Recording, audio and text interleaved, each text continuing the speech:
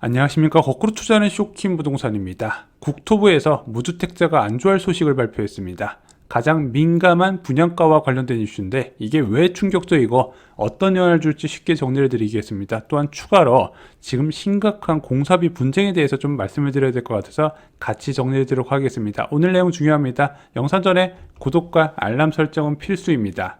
자, 여러분, 분양가 상한제 제도 아시나요?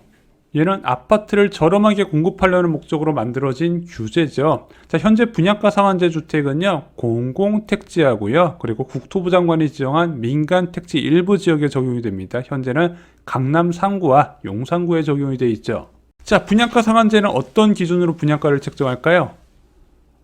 간단합니다. 기본형 건축비에다가 감정평가받은 택지비를 더하고 여기에 가산비를 더해서 분양가가 산출이 돼요. 그러다 보니까 주변의 아파트 시세가 얼마인지 이런 것은 고려 대상이 아니라 시세와 큰 차이를 보이는 경우가 많이 있습니다. 주로 시세보다 많이 낮겠죠. 그래서 청약자한테 절대적으로 유리한 정책이 바로 이 분양가 상한제입니다.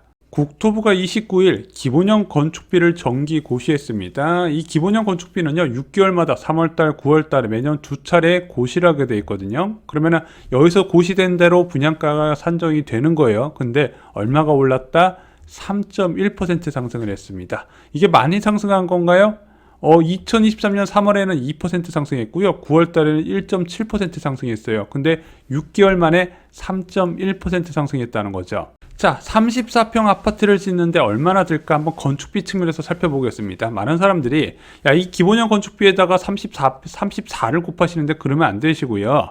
공급 면적뿐만 아니라 기타 공용 면적과 지하 주차장까지 합쳐서 계약 면적을 곱하셔야 됩니다. 일반적으로 국평 기준 계약 면적은 53.57평이에요. 그럼 아까 기본형 건축비 나온 거 672만 원을 곱하면은 3억 6천만 원이 책정된 걸 알 수 있습니다. 분양가에서 건축비만 이 정도로 기본으로 들어가는 거예요. 여러분들이 원하는 신축 아파트를 만들 때 들어가는 건축비다, 이렇게 생각하시면 될 것 같아요. 물론 이거 그대로 기본형 건축비가 나오는 건 아닙니다. 여기서 건축 가산비가 들어가요. 뭐 예를 들어 철근 콘크리트 라멘 구조 등의 구조 형식이나 아니면은 주택 성능 등급, 아니면 소비자 만족도 우수업체 뭐 이런 데를 사용하면은 가산을 더해줘요. 자, 그러면은 최근에 나온 분양을 보면은 얼마가 나왔다? 전용 84 타입 기준으로 3억 7,300만 원의 건축비가 책정된 걸 알 수 있습니다. 근데 이 가격에서 3월부터 3.1% 올라가는 거예요. 그러면 어떻게 되죠? 구평 기준 분양가가 1,200만 원 상승하는 결과가 나오게 됩니다. 분양가 상한제 아파트에서요. 그럼 3년 전에 공사비는 얼마였을까요? 2021년 3월에 정기 고시된 기본형 건축비를 봤더니 평당 558만 원이었습니다. 같은 기준으로 34평 공사비를 책정해 봤더니 한 3억 정도가 나와요. 현재와 한 6천만 원 정도 차이가 나죠. 그래서 3년 전에 분양가 상한제 분양을 한번 살펴볼게요. AB 3-2 블럭 검단 신도시 예미지 퍼스트 폴인데요. 여기가 전용 84제곱미터 건축비를 봤더니 2억 9,400만 원이 책정됐습니다. 그리고 총 분양가는 4억 4,400만 원이에요. 자, 요즘 최근에 검단적인 분양 나온 거 봤더니 전용 84 타입이 5억 3천에서 5억 4천입니다. 3년 사이 한 1억 정도가 올라갔죠. 아니, 아까 건축비는 6천만 원밖에 안 올라가랬다는데 왜 1억이 올라가냐? 이게 건축비만 올라가는 게 아니라 아까 대지비가 어떻게 평가되는지 말씀드렸죠. 감정평가를 받는다. 이 감정평가 금액, 분양가 상한제 신도시 지역의 감정평가 금액은 시간이 갈수록 계속 올라가게 되는 겁니다. 그래서 3년 전 대비해서 건축비 인상분이 한 60%, 그리고 땅값 인상분이 40% 반영되면서 3년 전보다 분양가가 1억 올라가게 된 거죠. 앞으로 3기 신도시 등에서 이제 공급이 많이 나올 거거든요. 그래서 중요한 게 여러분들이 최초에 기억했었던 분양가를 계속 기억하고 그걸 못 잊게 된다면 다 비싸 보이는 효과가 있어요. 시간이 지나면은 분양가 상한제 주택의 건축비와 그 다음에 신도시의 땅값은 계속 올라간다는 걸 인정을 하셔야 됩니다. 그래서 어떻게 하는 게 좋죠? 신도시 분양은 빨리 받는 게 좋다. 분양가도 싸고 입지도 가장 좋다 말씀을 드렸습니다. 요즘 수도권 정비사업장이 난리예요. 아시다시피 재건축이나 재개발 사업장 상황이 진짜 악화가 됐습니다. 제가 볼 때는 1년 전보다 더 심각해요. 1년 전에도 재개발 재건축 사업장들 공사비 협상 때문에 난리였거든요. 지금 그거는 잽도 안 되는 상황입니다. 자, 저희가 지난 영상에서 5월 분양 소식을 알려드렸어요. 그래서 공덕 1구역, 상성구역, 장유 6구역 등을 말씀을 드렸죠.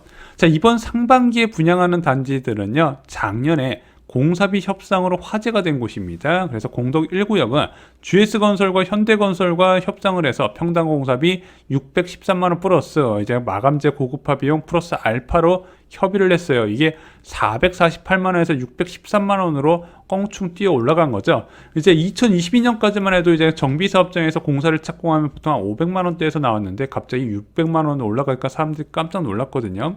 그리고 산성구역이 그해 여름에 이제 그 컨소시엄이죠. GS건설하고 대우건설 컨소시엄하고 협의를 끝내서 445만원에서 629만원으로 올려주게 됩니다. 문제는 평당 공사비 600만원대, 700만원대도 옛날 얘기가 돼버렸어요. 지금은 더 미쳤어요.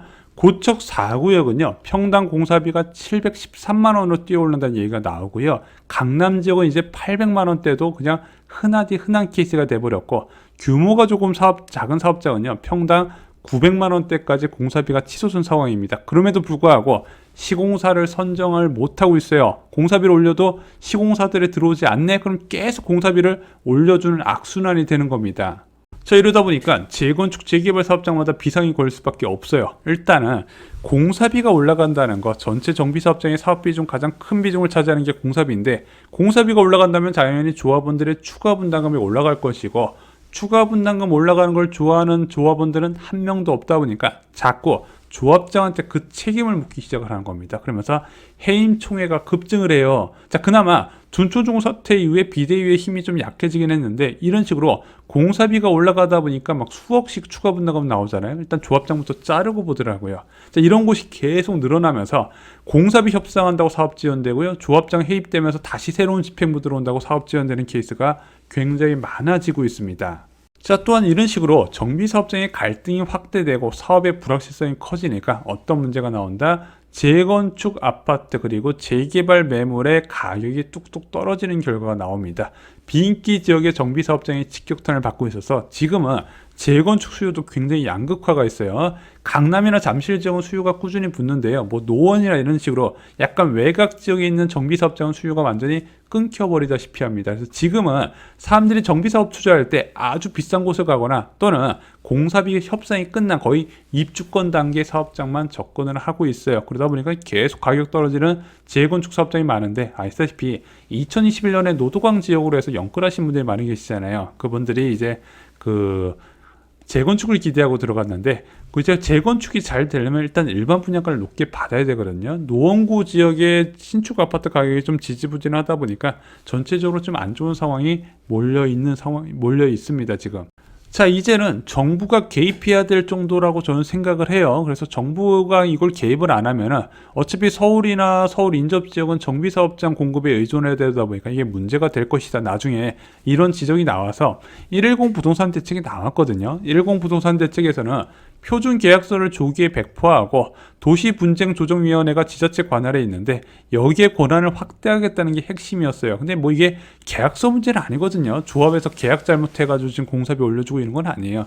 계약서가 뭐가 안 통해요. 아무리 막 법률적 검토를 잘해도 이게 안 먹히고 있다는 겁니다. 그래서 지금은 국토부가 아니라 공정위가 개입해야 될 정도라고 저는 생각을 해요. 그냥 어거지에 올려달라 그러면 무조건 올려줄 수밖에 없는 상황이 되어버렸어요. 왜? 시공사가 입찰을 안 하다 보니까. 자, 오늘 영상의 결론 보겠습니다. 3월 기본형 건축비가 3.1% 상승을 했습니다. 자, 국평 기존 분양가 상한제 아파트에 1200만원 분양가 인상 효과가 있을 것 같습니다. 자, 2023년 공사비 협상이 끝낸 단지들의 올해 상반기에 일반 분양에 나서게 됩니다. 그런데 2023년에 비해서 현재 상황이 더 안 좋아졌어요. 평당 공사비가 비강남권은 700만원대, 강남권은 800만원 이상으로 올라간 상황입니다.